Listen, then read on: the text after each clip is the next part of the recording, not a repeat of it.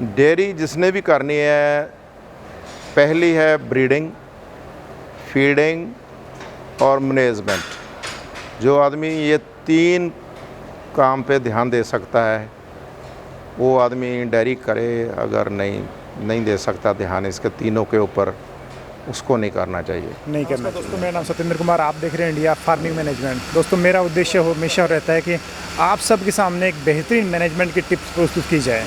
आज मैं एक ऐसे डेयरी फार्म में पहुंचा हूं जहां की वीडियो को देख के आपको बहुत ही अच्छा लगने वाला है, बहुत कुछ सीखने को मौका मिलेगा यहाँ पे। तो मैं उम्मीद करता हूँ इस वीडियो को काफ़ी आप पसंद करेंगे, इसे शेयर करेंगे, इसे लाइक ज़रूर करें। हमेशा कंपटीशन में, मिल्क ब्यूटी कंपटीशन में ये लगभग फर्स्ट पोजीशन पे, सेकंड पोजीशन पे रहते हैं। तो वीडियो को शुरू करते हैं। तो सर, सबसे पहले तो स्वागत है आपका हमारे चैनल इंडिया फार्मिंग मैनेजमेंट के ऊपर। Thank you. मैं आपका नाम और पता जानना चाहूँगा। मेरा नाम अमरजीत सिंह धौल और मेरे गांव का नाम चीमना है, तहसील जगराऊँ और ज़िला लुधियाना, पंजाब के वासी हैं हम। ठीक है। तो सर, मैं आपका जगराऊँ में आपके जो कंपटीशन था ब्यूटी का, मिल्क ब्यूटी का, उसमें मैंने आपका पशु देखा था। इसी वजह से मैं यहाँ पे आया हूँ ताकि आपकी डेयरी के मैं विजिट करूँ, आपके फार्म को मेरे सारे व्यूवर्स को दिखाऊँ और पता लगे कि आप अपने पशुओं को कितने अच्छे तरीके से मैनेज करते हैं। तो थोड़ा सा एक्सपीरियंस बता दें, आप कितने सालों से इस लाइन में काम करते आ रहे हैं और अभी आपके पास कितने पशु हैं? पहले तो आपको बताऊं, मैं ट्रेडिंग का काम करता 35 वर्ष पहले। ठीक है। और उसके बाद फिर धीरे धीरे हमने ट्रेडिंग का काम छोड़ दिया और 15 साल पहले ये हमने जो डेयरी फार्मिंग का काम शुरू किया। ठीक है। और 15 साल से हम इस कित्ते में जुड़े हुए हैं। ठीक है। तो सर, ये बताएं कि आपके पास अभी एनिमल्स कितने हैं? अभी हमारे पास 110-15 एनिमल है। ठीक है। और हम इतने एनिमल को रखना पसंद करते हैं। तो आपका मेन मुख्य काम क्या है? दूध बेचने का या और कुछ ऐसे? मुख्य काम दूध बेचने का भी नहीं है उतना, ब्रीडिंग का हमारा बहुत ज़्यादा काम है। ब्रीडिंग का, हम एनिमल की ब्रीडिंग करते हैं।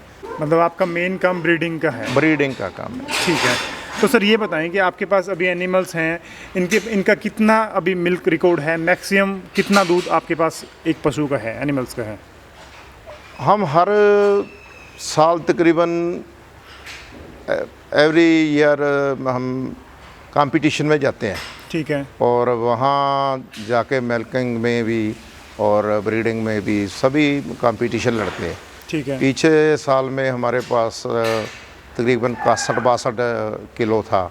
इस बार हमने 70 के करीब दूध का कंपटीशन में रिकॉर्ड किया है। हाँ जी। तो सर, एक्चुअल में क्या होता है कि हम जैसे हमारे आसपास के फार्मर्स की वीडियो बनाते हैं, तो लगभग 52 किलो के आसपास मैंने लाइव रिकॉर्ड किया है 4 टाइम में। तो मैं ये जानना चाहूँगा 70 किलो एक्चुअल में होता है? क्योंकि मैंने पीडीएफ में खुद मैंने देखा है, होता है। लेकिन मेरे व्यूवर्स को मैं बताना चाहूँगा, वो क्या आप फीड मैनेजमेंट खिलाते हैं उनको ताकि एक 70 किलो तक दूध 70 लीटर तक पहुँच जाता है? 70 किलो ऐसे तो नहीं दूध जाता। उसको जब प्रेग्नेंट होती है गाय, उस टाइम से ही उसका जो फीड का मैनेजमेंट होता है बहुत तगड़ा करना पड़ता है। और उसके बाद जब तक उसका कंपटीशन होता है तब तक हम उसका फीडिंग का बहुत अच्छा ख्याल रखते हैं। ठीक है। और फीडिंग भी इतनी ज़्यादा देते हैं कि जितनी वो गां बर्दाश्त करती है उतना ही फीडिंग करते हैं। और तकरीबन दूध पर जो गां हम मिथ लेते हैं, कोई कितना दूध चोना है तो वो हम ले जाते हैं वहाँ तक। कितना दूध सर? कैसे हमारे पास भी एनिमल्स हैं, ठीक है, हम भी अपने गांव घर में पशु रखते हैं, भैंसे रखते हैं। तो उसमें विशेष मेरा तो ये मानना है कि ब्रीड होती है, उसका महत्वपूर्ण रोल होता है दूध के रिकॉर्ड को अप करने के लिए। तो क्या ब्रीड महत्वपूर्ण होते हैं या फिर फीड महत्वपूर्ण होता है? इसमें दोनों ही है, इसमें दोनों कारण है। अगर ब्रीड नहीं है तो आप किसी दोगली गाय को खिला देंगे, हमारे वाली फीड किसी दोगली गाय को दे दो, ठीक वो है, 20-22 लीटर से ज़्यादा नहीं देगी। ठीक है। और हमारे पास ब्रीड है, ये इम्पोर्टेड ब्रीड है सारी। कोई भी इनमें एनिमल ये नहीं है कि इंडिया के सीमेंट का है या इधर उधर का है, ठीक है। कोई नहीं है। ये हमारे जो गवर्नमेंट ने, पंजाब गवर्नमेंट ने बाहर से सेक्स सीमेंट मंगवाया था, कुछ का वो है और सभी के सभी तकरीबन ज़्यादा जो एनिमल हमारे पास पीडीएफ ने जो सीमेन बाहर से इंपोर्ट करती है ना, पीडीएफ जो हमारी संस्था है, ठीक है, उसी का ये सीमेन है, सब उसी की देन है, सब ये गायें उनकी देन है, उन्हीं सीमेन, उसी सीमेन की देन है, ये उसी सीमेन की देन है। उसी देन है उसकी सीमेन जो। तो सर हर वर्ष हमारा बाहर का चक्कर भी लगाते थे। इस बार तो कोरोना की वजह से हम नहीं गए। कौन कौन से देश में जाते हैं आप? हम जाते हैं, हम तो 2 बार गए हैं फ्रांस में। फ्रांस में? फ्रांस में वहाँ जाके देखने को बहुत मिलता है। क्या वहाँ पे एचएफ गायें ज़्यादा देखने मिलती हैं? एचएफ भी है, जर्सी भी है, वही हमारे पास है, एचएफ और जर्सी दोनों है हमारे पास। 2 नस्ल हैं? हाँ, 2 नस्ल है। ठीक है। तो सर सीमेन, जैसे यहाँ पे कोई फार्मर मान लो सीमेन मंगवाता है तो क्या प्रोसीजर रहता है? आपसे को मंगवाना चाहे या फिर खुद कहीं से मंगवा सकता है, ऐसा कुछ है? नहीं, ये हमारी जो एसोसिएशन है ना, जो हमारे प्रधान जी है, ये सारा मैनेजमेंट उनका ही है, वही मंगवाते हैं। हम तो जब आ जाता है सीमेन का हमको मैसेज आता है पीडीएफ की तरफ से कि सीमेन की डिवाइडेशन होएगी, ठीक है, तो हम तो जाते हैं, अपना सिलेंडर लेके जाते हैं, पैसा उतना जमा करा देते हैं जितना भी वो बोलते हैं। ठीक है, हम कभी ये नहीं है कितने का है कितने का, ये नहीं, जितना वहाँ बोर्ड पर लिख देते हैं हम उतना दे जाते हैं। क्यों दे जाते हैं कि इसी में ही है सबकी भलाई, सीमेन की वजह से है, सीमेन की वजह से है। देखो अभी दो बछड़ी आपको दिखाएंगे, 2 बछड़ी सुई है, अभी ब्याई है, ठीक है, अभी ब्याई है, दोनों ने बच्ची दी है, ठीक है, वो सेक्स सीमेन की वजह से, सेक्स सीमेन की है, बस यही इसी में इम्प्रूवमेंट है हमारी। ठीक है। तो सर ये बताएं, आपने फीड मैनेजमेंट बताया, ब्रीड का हमने चुनाव किया, अच्छी ब्रीड लिया, प्योर ब्रीड लिया। दूसरा, हमने फीड मैनेजमेंट कैसे, कौन सी फीड खिलाएंगे और कितनी मात्रा, क्या आपकी फीड में आप क्या खिलाते हैं पशुओं को जो इतना टॉप आपका मिल्क फीड? तो हम अपने फार्मूले से डॉक्टरों की मशवरे पर ही बनाते हैं, जो डॉक्टर हमको डॉक्टरों की सलाह करते हैं। अच्छे डॉक्टर हैं जो बेंगलोर के हैं, पंजाब के हैं, सभी का हम लेते हैं मशवरा, हम लेते हैं सबका। ठीक है।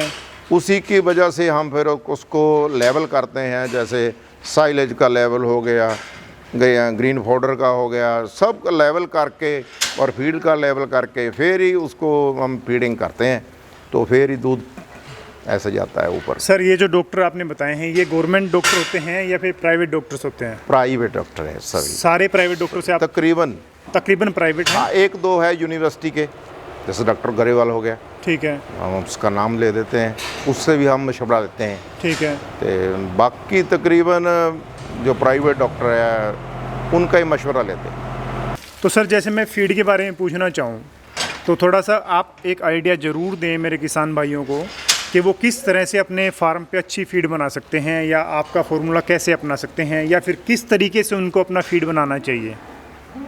मैं तो सभी फार्मों को, ये नहीं कि आपके एरिए को, सभी इंडिया वासियों को ये बोलना चाहता हूँ कि आप कंपनियों के पीछे थोड़ा कम दौड़िए, और जो आपके नज़दीक का कोई भी न्यूट्रिशन डॉक्टर है, कोई PhD वगैरह होता है, वहाँ उसके पास जाइए, उसकी मशवरे के बिना फीड नहीं बनाओ, उसके बिना फीड ना बनाए। हाँ, उसी तरह का फीड बनाओ, ठीक है, जो वो बोले वही बनाते हैं।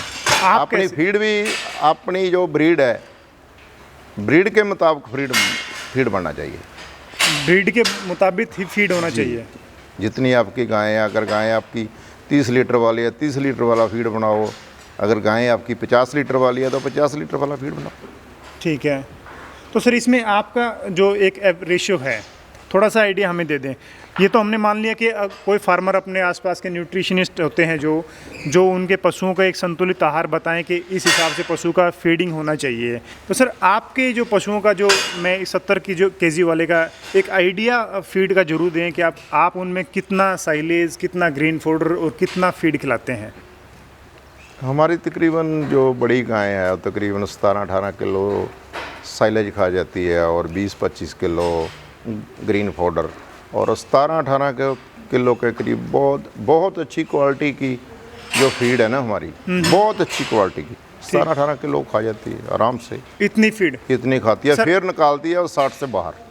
60 से बाहर निकालेंगे। फिर 60 से बाहर निकालते हैं। सर एक्चुअली में मैं तो ये पहली बार सुन रहा हूँ कि कोई एनिमल 17-18 किलो फीड खा लेता है पर डे का, आपने पूरा बताया। इतना निकाल काफ़ी ज़्यादा है। जाती है। तो सर इसमें थोड़ा सा आइडिया ये भी दें कि फीड में आप क्या खिलाते हैं, जैसे कि आपने मान लो प्रोटीन का थोड़ा सा आइडिया जरूर दें, क्योंकि मैंने ये जरूर मानता हूँ कि आपका एक अपना एक सीक्रेट होता है डेयरी फार्म का, क्योंकि आप ब्रीड पे बहुत बड़ा काम कर रहे हैं ऑल ओवर इंडिया लेवल पे। लेकिन थोड़ा सा मेरे किसान भाई को आइडिया जरूर दें ताकि अपने पशुओं का कम से कम वो थोड़ा सा केयर कर सकें। ऐसे नहीं हर टाइम ये नहीं कि एक ही फीड चलती है। हाँ। कंपटीशन के टाइम थोड़ा मौसम अच्छा होता है, ठीक है। मौसम की वजह से इतनी मतलब फीड खा जाती है गायें। ठीक है। और ऐसे तो नहीं, अभी ऐसा जैसा मौसम है, अभी गर्मी का मौसम है, अभी तो नहीं, अभी तो गर्म गायें सभी गायें 10-12 किलो फीड खाती है। ठीक है। और लेकिन हम फीड जो बनाते हैं अच्छी बनाते हैं, सोया वगैरह का प्रयोग बहुत ज़्यादा करते हैं। सोया का प्रयोग ज़्यादा होता है जी, और मक्का, सोया, और तीनों चारों खाल जितनी डालते हैं। और तीनों चारों खल सर कौन कौन सी, थोड़ा सा नाम बता दें। हम सरसों का खल डालते हैं। सरसों खल ज़्यादा होता है। सरसों का, हाँ जी। ठीक है। और सोया का भी जो अभी डायरेक्ट प्रोटीन चल रहा है ना, ठीक है, वो डालते हैं। सरसों का भी वो डालते हैं। ठीक है। तकरीबन ऑलमोस्ट कोई भी ऐसी चीज़ नहीं हो छोड़ते हम कंपटीशन के टाइम में, जिसका प्रयोग हम 1 महीना पहला करने लग जाते हैं। जो भी फिट हो जाता है फिर वो फार्मूला 20 दिन पहले अपना लेते हैं, फिर उसको छोड़ते नहीं। ठीक है। 20 दिन पहले हम गाय को अपनी को सेट कर लेते हैं। ठीक है। फिर ही गाय दूध देती है इतना। तो सर इसके अलावा जैसे मान लो कोई पशु, आपने बताया नवंबर-दिसंबर में कंपटीशन उस समय लगभग होता है, दिसंबर के आसपास होता है। मौसम काफ़ी अच्छा रहता है इन एचएफ खास करके बाहर की ब्रीड के लिए। तो उस समय आप डाइजेशन के लिए भी कुछ देते हैं ताकि पशु का डाइजेशन अच्छा बना रहे, ऐसा कुछ भी है? वो तो तकरीबन मेडिसिन की अभी बहुत दवाई है, मेडिसिन मतलब कुछ ना कुछ देना बहुत ही देते हैं, सुबह शाम देते ही हैं। डाइजेशन का देना पड़ता है पक्का ठीक है देते हैं। सर इसके अलावा ये बताएं, जैसे पानी वानी का बंदोबस्त कैसे, पशु अपने आप खुले में पानी पीता है? खुले में देखो ना, स्टील की ये खुरली बनी हुई है स्टील की, ठीक है। उसी में जाती है, खुद ही जाती है, खुद ही पीती है, खुद खाती है। टीएमआर का प्रबंध किया हुआ है, टीएमआर से इनको मिक्सिंग होती है। ठीक है, साइलेज है, थोड़ा तूड़ी भी देते हैं, ग्रीन पाउडर भी है, जो फीड भी है, सब टीएमआर की मिक्सिंग करके और फिर इसको इनको देते हैं। ठीक तो है। बहुत अच्छा रिजल्ट है। तो सर पानी का क्या है, आपने एक पशु पे आपने तो नोट किया हो, काफ़ी आपका एक्सपीरियंस है, कितने बार लगभग पानी तो ऐसे है, पानी तो ये 10 बार भी पी जाती है उठ के, जितनी बार गाय उठेगी, पट्ठे का स्मेल आता है ना इसको। हाँ। जब गाय बैठी है तो एक नौकर आता है जो आगे वाले में फीडिंग पड़ी हुई है, इनके बीच में लात मार देगा। उसकी जो स्मेल आएगी गाय को, हाँ बिल्कुल, उसी टाइम गाय उठेगी, पहले आके खाएगी, फिर पानी पिएगी, पीछे चली जाएगी। इस तरीके से होगा। ठीक है। दूसरा सर, जैसे कि मान लो आपने सीमेन की हमने बात कर लिया कि सीमेन आप इम्पोर्टेंट होता है, आपका पीडीएफए जो ग्रुप है ये मंगवाते हैं जी। इसके अलावा मान लो कोई और तरीका है मैनेजमेंट का जो हम किसान भाई अगर ध्यान करें तो किस हिसाब से अपने पशुओं का अच्छा मैनेजमेंट कर सकते हैं? जैसे तरीका तो यही है कि जो ध्यान देना चाहिए बीच में काम के लाजम। अब आप आए हैं हमारे फार्म पे तो हम आपको मौजूद मिले हैं यहाँ, ठीक है ना? ठीक है, बिल्कुल। ये नहीं है कि नौकरों के ऊपर ही छोड़ के चले जाएंगे। ठीक है, 9-10 बजे तक हम यहाँ रहते हैं और 10 बजे तकरीबन घर को जाते हैं। सुबह फिर हम 4 बजे यहाँ आ जाते हैं और काम का फिर ही होता है अगर इसमें ध्यान दिया जाए। मैं तो ये बोलूँगा उतने ही एनिमल आपको रखने चाहिए जितने में आप ध्यान दे सकें और जितने को अच्छी तरह से अच्छे संभाल सकें। हाँ, बस ठीक है। तो सर ये बताएं कि इसके अलावा भी कोई किसान भाई अगर कोई युवा कोई नया फार्म शुरू करता है तो इसके अलावा और भी कोई विशेष टिप है? क्योंकि आज युवा हर बंदा चाहता है कि खुद का कुछ ना कुछ व्यवसाय शुरू किया जाए। डेयरी फार्म में बहुत से लोगों का रुझान है। एक दूसरा एक एचएफ पे बोलते हैं कि ये तो इसका दूध ये है, पॉइजन है, फला है, कैंसर होता है, तो ऐसा भी कुछ आपने भी सुनने में आया है? नहीं, एचएफ का है। गायें हैं, सभी गायें हैं, गाय का दूध अच्छा ही अच्छा अमृत है। गाय का दूध तो अमृत होता है। ठीक है। ये जो ये बोलते हैं वो तो उनका दिमाग नहीं है।